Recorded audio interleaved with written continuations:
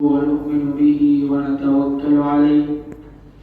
ونعوذ بالله من شرور أنفسنا ومن سيئات أعمالنا من يهده الله فلا مضل له ومن يضلل فلا هادي له ونشهد أن لا إله إلا الله وحده لا شريك له ونشهد أن سيدنا مولانا محمدا عبده ورسوله الذي أرسل بالحق بشيرا ونذيرا قال الله تبارك وتعالى في القرآن المجيد والفرقان الحميد أعوذ بالله من الشيطان الرجيم بسم الله الرحمن الرحيم يا أيها الذين آمنوا كتب عليكم الصيام كما كتب على الذين من قبلكم لعلكم تتقون قال الله تبارك وتعالى مثل الذين ينفقون أموالهم في سبيل الله كمثل حبة أنبتت 7 سنابل قال النبي صلى الله عليه وسلم من صام رمضان إيمانا واحتسابا غفر له ما تقدم من ذنبه ومن قام رمضان إيمانا واحتسابا غفر له ما تقدم من ذنبه او كما قال علیہ الصلاۃ والسلام۔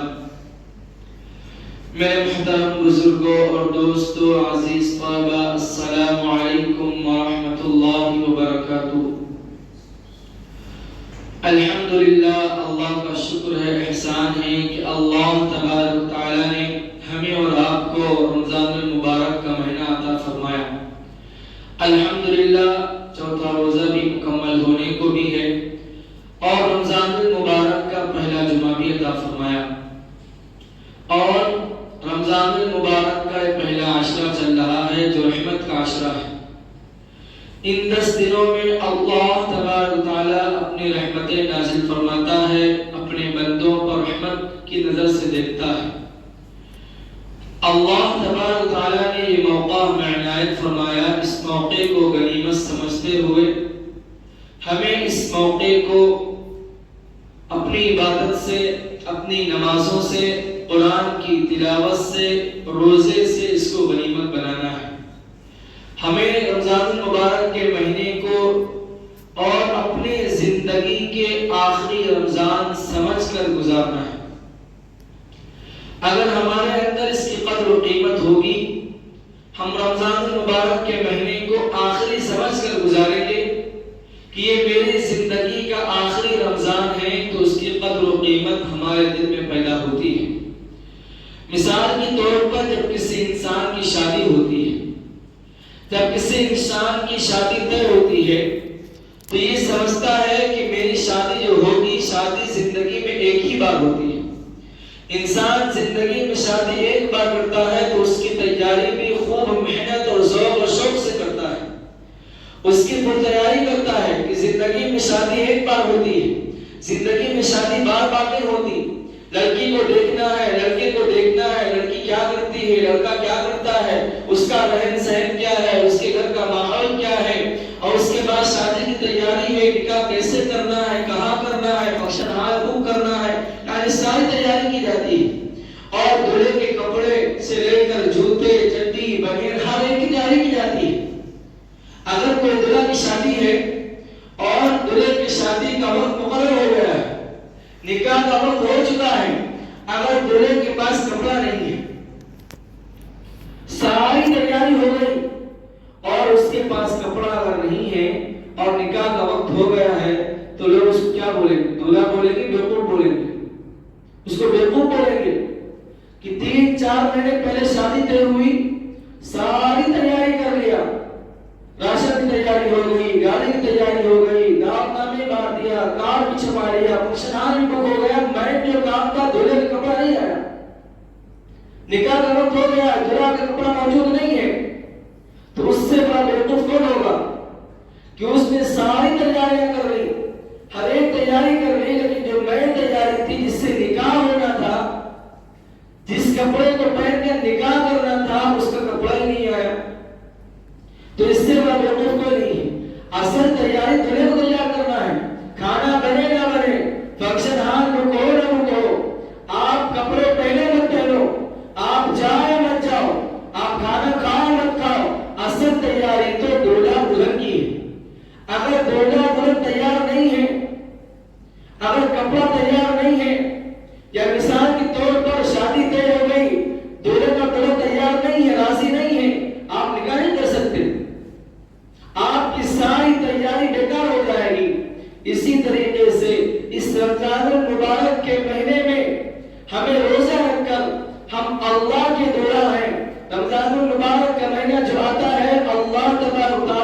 اپنے بندوں کو دولہا بنانا چاہتا ہے، اپنے بندوں کو تیار کرنا چاہتا ہے۔ جس طریقے سے دولہے کی شادی ہوتی ہے تو یہ سمجھتا ہے جس سے میری شادی ہو رہی ہے اسی سے میری پوری زندگی گزارنا ہے، اسی کے ساتھ مجھے اچھا سلوک کرنا ہے۔ اگر اچھی لڑکی مل گئی یا اچھا گھر مل گیا، اچھا رشتہ مل گیا تو میری زندگی سمجھ جائے گی، میری زندگی بن جائے گی، اس سے ہونے والی اولادیں میری نیک ہوگی، اس سے میرا گھر صحیح چلے گا۔ اسی طریقے سے رمضان المبارک کا مہینہ ہے، اگر ہم نے اس رمضان کے دولہے کو اچھے سے تیار کیا، اس رمضان المبارک کے مہینے کی پلاننگ اچھے سے کی، ہم نے اس کے روزے صحیح رکھے، ہم نے قرآن کی تلاوت کی، ہم نے ذکر و اذکار کیا، ہم نے دعائیں مانگی، تو اللہ تبارک و تعالی اس ایک مہینے کی برکت کی وجہ سے، اس ایک مہینے کی فضیلت کی وجہ سے اللہ تعالی ہمارے 11 مہینے کو سنوار دے گا، ہمارے 11 مہینوں کی زندگی سنور جائے گی، ہمارے 11 مہینے صحیح سالم گزریں گے۔ لیکن ہوتا یہ ہے آج ہم یہ سمجھتے ہیں، آج ہمارا ماحول، ہمارا سسٹم یہ ہے، ہماری تھنکنگ یہ ہے کہ ہم نے روزہ رکھ لیا، ہم نے تراویح پڑھ لی، ہم نے افطار کر لیا، ہم نے سحری کر لی، ہمارا رمضان المبارک کا مہینہ گزر گیا۔ حالانکہ رمضان المبارک کا مہینہ اس حال میں گزارنا ہے، یہ طے کرنا ہے، یہ عہد کر لینا ہے کہ اس مہینے میں ہر حال میں اللہ کو راضی کرنا ہے، ہر حال میں مجھے اپنے اندر اللہ کا خوف پیدا کرنا ہے، مجھے اپنے اندر ڈر پیدا کرنا ہے، اپنے اندر نبی کا طریقہ پیدا کرنا ہے، اپنے اندر قرآن کی محبت پیدا کرنا ہے، اپنے اندر نماز کی محبت پیدا کرنا ہے، اپنے اندر اللہ سے مانگنے کا جذبہ پیدا کرنا ہے۔ ایسا نہ ہو کہ رمضان المبارک کا مہینہ گزر گیا، جس طریقے سے ہماری زندگی شعبان میں گزر رہی تھی وہی زندگی رمضان کے بعد اس کے بعد بھی گزرے۔ آج یہی ہوتا ہے، آج ہماری زندگی میں تبدیلی نہیں آ رہی ہے، آج ہم روزے برابر رکھ رہے ہیں اور رمضان المبارک کا مہینہ مل گیا، 50 سال کی عمر 50 بار رمضان آیا، 30 سال کی عمر 30 بار رمضان آیا، 60 سال کی عمر 60 بار رمضان آیا، 70 سال کی عمر 70 بار رمضان آیا، لیکن رمضان آتا اور چلا گیا، ہمارے اندر بدلاؤ نہیں آیا۔ اور صحابہ کرام کی زندگی تھی، وہ صحابہ کرام جو رمضان کا مہینہ ملتا تھا تو تڑپتے تھے، جس طریقے سے مچھلی پانی سے نکلنے کے بعد تڑپتی ہے کہ اب مجھے اللہ کو راضی کرنے کا مہینہ آ گیا، اب اللہ کو منانے کا مہینہ آ گیا، اپنے آپ کو اللہ کے حوالے کرنے کا مہینہ آ گیا۔ اتنا بےتاب ہوتے تھے کہ لمحہ لمحہ سیکنڈ سیکنڈ اللہ کی بارگاہ میں، اللہ کے گھر میں گزارتے تھے۔ جہاد ہو، لڑنا ہو، بدر کا میدان ہو، بھوک پیاس ہے، کھانے کو کچھ بھی نہیں ہے، لیکن ایک روزہ بھی نہیں چھوڑتے تھے۔ حالانکہ جہاد میں روزہ توڑنے کا حکم ہے، لیکن صحابہ کرام فرماتے تھے کہ میری زندگی کا آخری دن ہو اور تپتی ہوئی دھوپ ہو، ایسی دھوپ ہو کہ اس میں کھڑے ہونا مشکل ہو، اور میری زندگی کا آخری دن ہو، میرے بیوی بچے میرے سامنے موجود ہوں اور رمضان المبارک کا مہینہ ہو، میں رمضان المبارک کے روزے کو نہیں توڑوں گا۔ اور جیسے ہی رمضان المبارک کا مہینہ ختم ہوتا تھا تو پھر تڑپنا شروع کرتے تھے کہ نہ جانے رمضان کا مہینہ ملے گا یا نہیں ملے گا،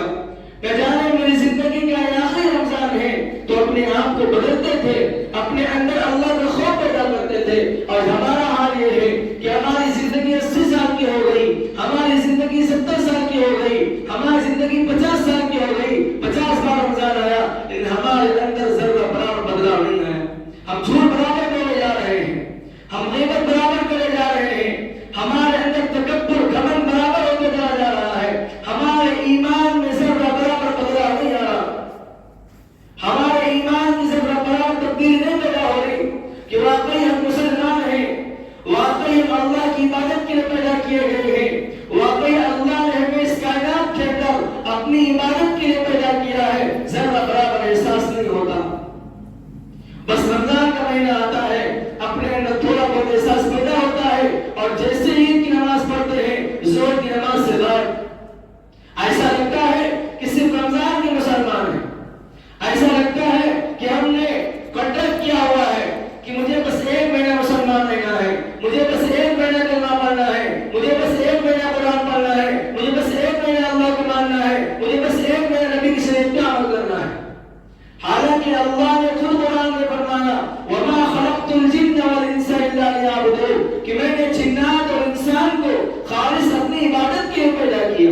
جب قرآن کہہ رہا ہے، جب اللہ فرما دیا کہ میں عبادت کے لیے پیدا کیا، تو اس کے اندر انسان اپنے آپ کو ذرہ برابر بدلاؤ نہیں کر سکتا۔ اب سوال پیدا ہوتا ہوگا کہ فرشتے بھی تو عبادت کرتے ہیں، فرشتے تو عبادت کے لیے کافی تھے، پھر انسان کو کیوں پیدا کیا؟ اللہ تبارک و تعالیٰ نے فرشتوں کو بنایا اپنی عبادت کے لیے نور سے۔ اس بات کو سمجھیے کہ فرشتوں کا کام صرف عبادت ہے۔ اگر وہ چاہے گناہ کرے، گناہ نہیں کر سکتے۔ اگر وہ چاہے غلط کام کرے، نہیں کر سکتے۔ اگر وہ چاہے جھوٹ بولے، نہیں بول سکتے۔ وہ چاہے کہ اپنی عبادت کو چھوڑ دے، فرشتے چاہے رکوع کو چھوڑ دے، فرشتے چاہے سجدے کو چھوڑ دے، نہیں چھوڑ سکتے۔ اللہ نے ان کے اندر مادہ رکھا ہے کہ صرف اور صرف عبادت کرنا ہے۔ ان کے اندر ذرہ برابر بھی نافرمانی کا مادہ پیدا نہیں ہو سکتا۔ لیکن انسان کو اللہ نے اختیار دیا، انسان کو اللہ نے اختیار دیا ہے کہ میں تم کو بنایا تو ضرور ہے، میں تم کو پیدا کیا ہے، لیکن اختیار دیا ہے۔ ایک طرف نافرمانی ہے، ایک طرف فرمانبرداری ہے، ایک طرف نماز ہے، ایک طرف نماز چھوڑنا ہے، ایک طرف قرآن ہے، ایک طرف قرآن کو چھوڑنا ہے۔ اب تمہاری مرضی ہے، چاہے قرآن پڑھو یا نہ پڑھو۔ ایک طرف رمضان کا مہینہ ہے، اب تمہاری مرضی ہے، رمضان کے روزے رکھو یا نہ رکھو۔ ایک طرف نماز ہے، اب تمہاری مرضی ہے، پڑھو یا نہ پڑھو۔ فرشتوں کا کام صرف عبادت ہے، ان کو اختیار نہیں ہے، ان کے لیے طاقت ہی نہیں ہے کہ اللہ کی فرمانی کر سکے، ان کے اندر قوت ہے ہی نہیں کہ اللہ کی فرمانی کرے۔ لیکن انسان کو اللہ نے اختیار دیا، اللہ جنت جہنم کو بنایا اختیار دے کر۔ اگر تم نے میری مان لی، اگر تم نے چاہی زندگی گزاری، تو میں آپ کو جنت میں داخلہ عطا فرماؤں گا۔ اگر تم نے منمانی زندگی گزار دی، اللہ کی نافرمانی کرتے ہوئے زندگی گزار دی، رمضان المبارک کا مہینہ ملا، روزے کو چھوڑ دیا، رمضان مبارک کا مہینہ ملا، ہم نے اس کی ناقدری کر دی، ایسے لوگ کبھی زندگی میں کامیاب نہیں ہو سکتے، نہ دنیا میں کامیاب ہوں گے، نہ مرنے کے بعد کامیاب ہوں گے۔ اس لیے میرے بھائی دوستو، یہ رمضان المبارک کا مہینہ ہمارے غنیمت ہے، ایک موقع اللہ نے دیا ہے۔ جس طریقے سے گھر میں کوئی انسان غلطی کرتا ہے، اسکول میں کوئی اسٹوڈنٹ غلطی کرتا ہے، تو ٹیچرز، پڑھانے والے استاد کہتے ہیں دیکھ لے تیری آخری وارننگ ہے، اگر اب تو نے کوئی شرارت کی، اگر تو نے اب کوئی بدمعاشی کی، تو اب میں تجھے معاف نہیں کروں گا، اب میں تجھے نہیں بخشوں گا، یہ تیری آخری وارننگ ہے۔ میرے بھائی دوستو، اسی طریقے سے اللہ تبارک و تعالیٰ رمضان کا مہینہ دیتا ہے اور یہ کہتا ہے اے میرے بندے، اے میری عبادت کرنے والوں، اے کلمہ پڑھنے والوں، اے نبی کے ماننے والوں، اے قرآن کو ماننے والوں، اے رمضان پر ایمان رکھنے والوں، یہ رمضان کا مہینہ تمہارے لیے آخری موقع ہے، یہ تمہارے لیے آخری وقت ہے۔ اب سدھر جاؤ، اب لین پر آ جاؤ، اب اللہ کو ماننے والے آ جاؤ۔ قرآن کہتا ہے، اللہ کے نبی نے فرمایا جب رمضان کا مہینہ آتا ہے تو ایک فرشتہ آواز لگاتا ہے، اے برائی کرنے والوں، اے گناہ کرنے والوں، اے نافرمانی کرنے والوں، رک جاؤ، تھم جاؤ، ٹھہر جاؤ، اب رمضان کا مہینہ آیا، اب اللہ کی عبادت کرو، اب اللہ کی فرمانبرداری کرو، اب اللہ کو راضی کرو، نبی کی شریعت میں عمل کرو۔ لیکن میرے بھائی دوستو، رمضان المبارک سے مہینے کے اندر بھی اگر ہمارے اندر بدلاؤ نہیں آیا، ہمارے اندر تبدیلی نہیں آئی، تو میرے بھائی دوستو، وہ کون سی صبح ہوگی، وہ کون سی شام ہوگی جس میں ہمارے اندر تبدیلی آئے گی، ہمارے اندر بدلاؤ آئے گا۔ ہمیں اپنے آپ کو بدلنے کی کوشش ہے، بدلنے کے ساتھ ساتھ میں ہمیں ہر حال میں روزے کی پابندی کرنا ہے۔ ہم روزہ بالکل نہ چھوڑیں۔ آج نہ جانے کتنے بہانوں کے ساتھ میں روزہ توڑ دیتے ہیں، ہم چھوٹی موٹی بیماریوں کے بہانے سے روزہ چھوڑ دیتے ہیں، ہم گرمی دھوپ کی گرمی سے روزہ چھوڑ دیتے ہیں۔ ارے میرے بھائی دوستو، آج ہم کہتے ہیں اتنی گرمی میں روزہ کیسے رہ سکتے ہیں، ہمارا دم گھٹتا ہے۔ ارے تو مرنے کے بعد قبر میں سلایا جائے گا، مرنے کے بعد قبر مٹی ڈالی جائے گی، وہاں جب فرشتے آئیں گے آپ کو اٹھائیں گے، بتا تجھے رمضان کا مہینہ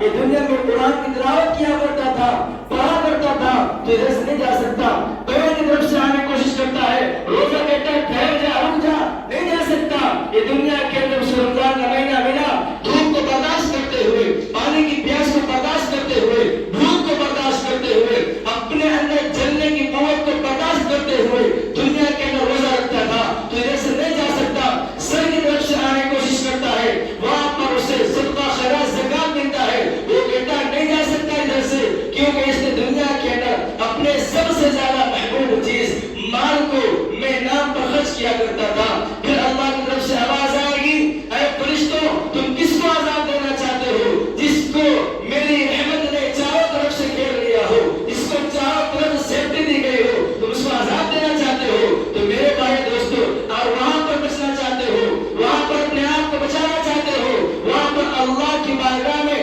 صحیح سلامت جنت میں جانا چاہتے ہو، تو یہ رمضان کا مہینہ، اس کو آخری مہینہ سمجھے، اپنے زندگی کا آخری رمضان سمجھے، اور اس کو آخری رمضان سمجھتے ہوئے اللہ کی عبادت کریں، اللہ کو راضی کریں، روزہ بالکل نہ چھوڑیں۔ یہ روزہ یہ آپ کے لیے اللہ کا خوف پیدا کرے گا۔ یہ روزہ وہ روزہ ہے جو انسان اللہ کو راضی کرنے کے لیے، اللہ کے نبی نے فرمایا من صام رمضان ایمانا واحتسابا غفر له ما تقدم من ذنبه۔ اگر جس شخص کو رمضان کا مہینہ ملے اللہ کو راضی کرنے کے لیے، یوم آخرت پر یقین رکھتے روزہ رکھے گا، اللہ تعالیٰ اس کے سارے گناہوں کو معاف فرما دے گا، اللہ اس کے خطاؤں کو درگزر فرما دے گا۔ ومن قام رمضان ایمانا واحتسابا غفر له ما تقدم من ذنبه۔ اور جو شخص بھی اللہ کے ڈر سے آخرت کے ایمان رکھتے ہوئے رات میں تراویح پڑھے گا، رات میں قیام لیل کرے گا، رات میں نمازیں پڑھے گا، تو اللہ تعالیٰ اس کے سارے گناہوں کو معاف فرما دے گا۔ یہ مہینہ اپنے آپ کو معاف کروانے کا مہینہ ہے، یہ مہینہ اپنے آپ کی مغفرت کروانے کا مہینہ ہے۔ جب ایک انسان اللہ کی بارگاہ میں روزہ رکھتا ہے، افطار کے وقت میں بیٹھتا ہے، اللہ فرشتوں سے پوچھتا ہے یہ لوگ کیا کر رہے ہیں، یہ لوگ کیوں خاموش بیٹھے ہیں، یہ لوگ کیوں نہیں کھاتے؟ کھانے کا سامان رکھا ہوا ہے، افطاری رکھی ہوئی ہے، پانی رکھا ہوا ہے، کھجور رکھے ہوئے ہیں، ساری نعمتیں موجود ہیں، یہ لوگ کیوں نہیں کھاتے؟ کیا وجہ ہے؟ فرشتے کہتے ہیں یہ لوگ روزہ ہے، حالانکہ اللہ کو معلوم ہے، اللہ ہر بات سے واقف ہے، لیکن فرشتوں کو بچانے کے لیے، فرشتوں کو بتانے کے لیے، کیوں بتانے کے لیے؟ جب اللہ نے انسان کو بنانے کا ارادہ فرمایا تھا، انہی فرشتوں نے کہا تھا کس قوم کو پیدا کرنا چاہتے ہیں، کس انسان کو پیدا کرنا چاہتے ہیں جو دنیا میں جا کر خرافات مچائیں گے، جو دنیا میں فساد مچائیں گے، جو دنیا میں خون کریں گے، ان کو بتانے کے لیے فرشتوں سے پوچھتا ہے یہ بندے خاموش کیوں بیٹھے ہیں، کیوں نہیں کھاتے؟ اور فرشتے کہتے ہیں اے اللہ روزہ ہے، یہ آپ کے حکم کا انتظار کر رہے ہیں کہ میرے کان میں آواز پڑے اللہ اکبر اللہ اکبر، جب میں روزہ کھولوں گا، جب میں پانی پیوں گا، جب میں کھجور کھاؤں گا۔ تو اللہ فرماتا ہے تمام فرشتوں سے جو بیت المعمور میں طواف کر رہے ہیں ان سے بھی، جو عرش کو اٹھائے ہوئے ہیں، اللہ کے عرش کو کرسی کو اٹھائے ہوئے انہیں بھی، جتنے فرشتے موجود ہیں ان سب کو کہتا ہے تم اپنی عبادت کو چھوڑ دو، اپنی عبادت کو چھوڑ کر میرے بندے جو دعا کر رہے ہیں، جو میرے بندے روزہ ہیں، ان کی دعا پر آمین کہو اور گواہ رہنا ہے فرشتوں، تم گواہ رہنا، جتنے بھی روزہ رکھتے ہیں میں ان تمام کی مغفرت کر دیتا ہوں، اور گواہ رہو ان سب پر میں نے جنت کو واجب کر دی۔ تو میرے بھائی دوستو، روزہ کوئی عام عبادت نہیں ہے، روزہ بھی اسلام کا ایک بنیاد ہے، ایک ستون ہے۔ اگر ایک گھر بنایا جائے، ایک بلڈنگ بنائی جائے، 4 پلر میں سے ایک پلر کو نہیں رکھا جائے گا، توڑ دیا جائے گا، بلڈنگ گر جائے گی۔ اسی طریقے سے رمضان بھی ہے، بنی الاسلام شہادت ان لا الہ الا اللہ واقام الصلاۃ وایتاء الزکاۃ ومن صوم رمضان وحج البیت من استطاع الیہ سبیلا، کہ اللہ نے رمضان کے ارکان 5 چیزوں پر رکھی ہیں، ان میں ایک روزہ بھی ہے۔ اس لیے میرے بھائی دوستو روزے کی پابندی کریں، آج بھوک کو برداشت کریں، آج روز اپنی پیاس کو برداشت کریں۔ یہ رمضان کا معنی کیا ہے؟ را میم صاد الف نون کا معنی کیا ہے؟ رمضان کا ترجمہ کیا ہے؟ اللہ تبارک و تعالیٰ نے پورے مہینے میں 12 مہینے ہوتے ہیں، اس میں رمضان کا مہینہ اللہ نے خود فرمایا، اللہ نے خود رکھا ہے شہر رمضان الذی انزل فیہ القرآن۔ رمضان کے معنی کیا ہے؟ رمضان کے معنی ہے